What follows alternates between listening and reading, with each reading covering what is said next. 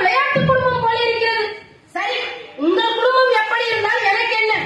தாத்தா, மீண்டும் எச்சரிக்கை செய்கிறேன். என்னிடம் இந்த விளையாட்டு பேச்செல்லாம் வேண்டாம். அப்புறம் உங்களுக்கு எவன் நான் தான்.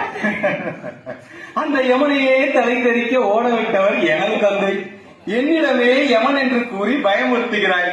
திருப்பாஞ்சியில் யமனை கொன்று திருவொற்றியூரில் யமனுக்கு உயிர் கொடுத்தவர் எனது தந்தை. அப்படி என்றால் அந்த ஆதிசிவனே ஐயாவுடைய தந்தையோ? என்ன தாத்தா, ஈசனின் திருவிளையாடல் கதையை கேட்டு வந்து என்னிடம் கதை இழக்கிறீர்களா? இந்த கதையெல்லாம் என்னிடம் வேண்டாம். நீ எப்படி வேண்டுமானாலும் நினைத்துக்கொள். ஆனால் நான் கூறுவது முற்றிலும் உண்மை.